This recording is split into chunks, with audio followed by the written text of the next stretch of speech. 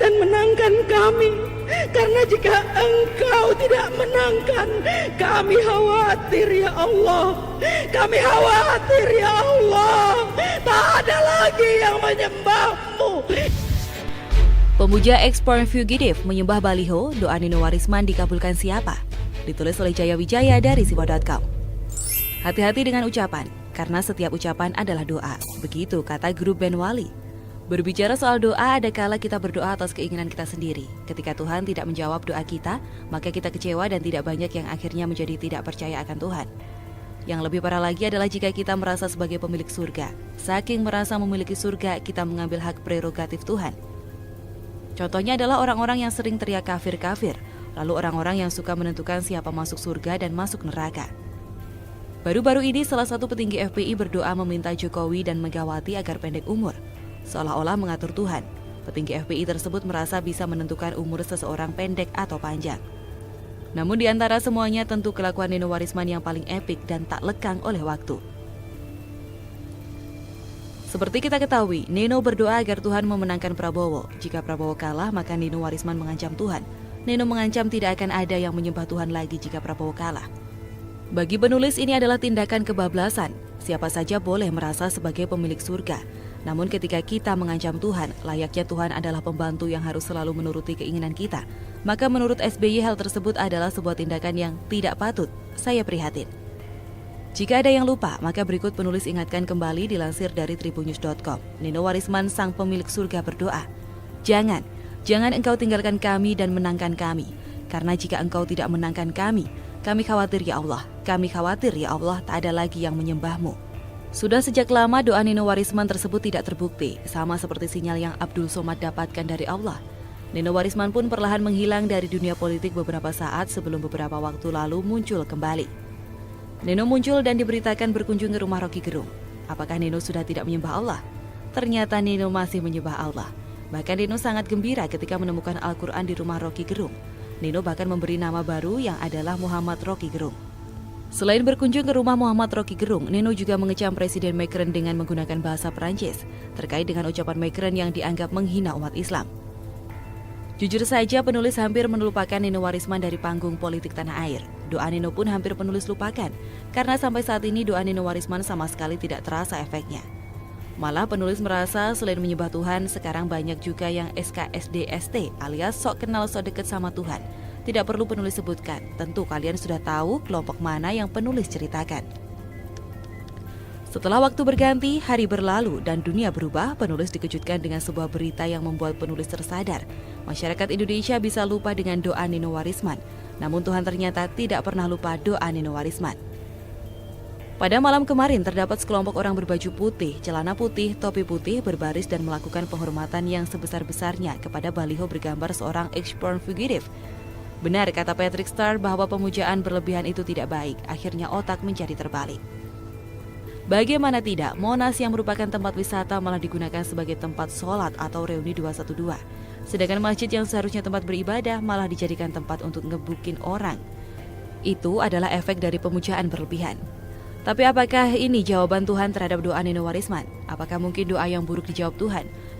Kalau kata nenek penulis sih, doa yang buruk biasanya yang jawab itu setan. Sebagai penutup, izinkan penulis mengutip perkataan Denny Siregar di Twitternya. Beliau berkomentar, Lu ngotot bilang orang Kristen menyembah salib, ngotot lagi bilang orang Hindu nyembah patung. Nah, lu malah lebih parah, baliho disembah.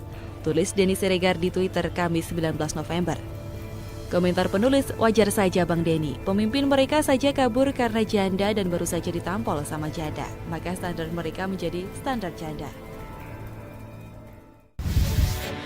Lawak ILC malam ini, Babe Haikal bingung sendiri, dia yang nuduh, dia yang nanya. Ditulis oleh Jaya Wijaya dari sipo.com. Dalam acara ILC Rabu malam ini, Babe Haikal bercerita kepulangan Rizik ke Indonesia awalnya direncanakan secara diam-diam. Lalu, setelah tiba di Petamburan akan diumumkan melalui press conference. Namun, Haikal Hasan mengaku selalu merasa ada saja pihak-pihak yang menghambat. Dilansir pikiranrakyat.com, Babe Haikal berkata sambil menahan tangis. Atau misal kami pulang ke puncak, lalu kami siarkan kepulangan. Tapi karena terus-terusan dapat hambatan, akhirnya Habib memutuskan untuk mengumumkan kepulangannya, katanya. Menurut Babe, kepulangan Bibip awalnya direncanakan diam-diam, namun selalu ada yang menghambat. Akhirnya karena mendapat hambatan, maka Bibip memutuskan akan mengumumkan kepulangannya. Mari kita uji dengan logika sederhana dulu pernyataan Babe. Kalau diam-diam saja ada hambatan, bukankah jika koar-koar maka semakin mudah menghambatnya? Dengan diam-diam maka yang menghambat punya waktu yang lebih sedikit untuk menghambat kepulangan Bibip. Justru dengan koar-koar yang menghambat punya waktu banyak untuk merencanakan penghambatan. Lalu siapa penghambat yang dimaksud? Bukankah Arab Saudi adalah negara yang berdaulat?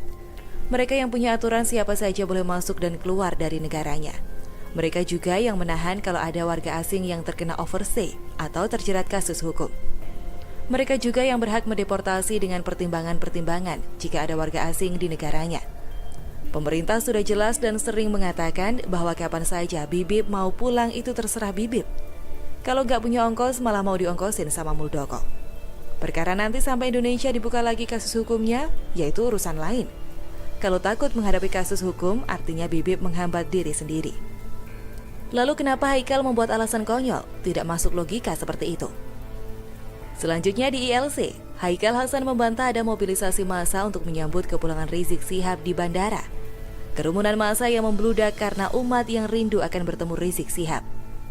Jelas sudah alasannya karena Babe Haikal tidak mau Bibip disalahkan atas kerumunan massa yang terjadi saat kepulangan Bibip. Namun lagi-lagi hal ini sungguh tidak masuk logika. Yang memutuskan untuk mengumumkan kepulangan kan katanya Bibip. Artinya Bibip seharusnya tahu kalau akan banyak anggotanya yang menjemput beliau. Lalu kenapa Bibip tidak menghimbau anggotanya untuk tidak menjemput dengan memobilisasi massa? Tidak mungkin anggota FPI berani melawan orang yang sudah dianggap dewa dan malah merencanakan penjemputan dengan memobilisasi massa. Satu-satunya alasan logis ya karena Bibip memang merestui penjemputan yang akhirnya membuat bandara rusak dan terjadi delay penerbangan tersebut.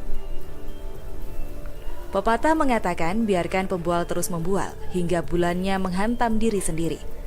Jadi pernyataan Haikal Hasan ini malah membuktikan Bibip bertanggung jawab atas mobilisasi massa yang terjadi. Karena sesuai ucapan Babe sebelumnya yang bilang kalau Bibip memutuskan untuk mengumumkan kepulangannya. Lucunya lagi, Babe mengatakan kalimat berikut. Beruntung pihak otoritas Arab Saudi mengerti kondisinya jika selama mengurus kepulangan Habib Rizik ke tanah air selalu mengalami hambatan, ujarnya. Pertanyaannya, jika mengerti kondisi Bibip yang selalu dihambat, kenapa baru sekarang Bibip bisa pulang? Buktinya sekarang pemerintah Arab Saudi bisa membantu kepulangan Bibip. Kenapa dulu tidak bisa? Bukankah katanya Arab Saudi mengerti kondisi bahwa Bibip selalu dihambat? Selalu itu artinya setiap saat atau kapanpun.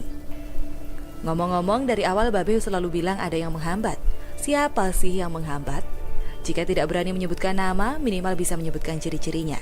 Jika tidak, maka hal tersebut hanya pembentukan opini publik. Untuk menjawabnya, maka mari kita lihat lagi konsistensi ucapan Babe. Berikut ucapannya dilansir pikiranrakyat.com. Saya dengan jelas mengatakan Habib Rizik tidak disukai negara karena selalu ada hambatan. Komentar penulis, jelas gimana? Dari awal selalu mengulang yang sama, namun tidak masuk logika semua. Sejak tahun 2017, Bang Karni Habib Rizik itu ingin dialog, tapi selalu ada yang menghambat. Komentar penulis, iya tahu, dari awal kan sudah diulang-ulang. Mau sampai berapa ratus kali diulang-ulang. Coba sebutkan dong ciri-cirinya bagaimana yang mau menghambat itu. Jujur-jujuran saja, terbuka saja, siapa yang menghambat itu? Tanya Haikal dengan nada gemetar sambil menahan tetesan air mata. Komentar penulis, loh Babe gimana sih? Sampean yang bilang ada yang menghambat, kok malah balik bertanya? Katanya mau jujur-jujuran. Makanya B, kalau mau membual itu minimal otak harus memadai. Jadinya pusing sendiri kan? Pakai drama air mata buaya segala.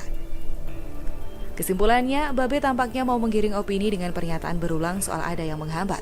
Namun akhirnya dia yang pusing sendiri. Bilang mau jujur-jujuran, tapi malah balik bertanya.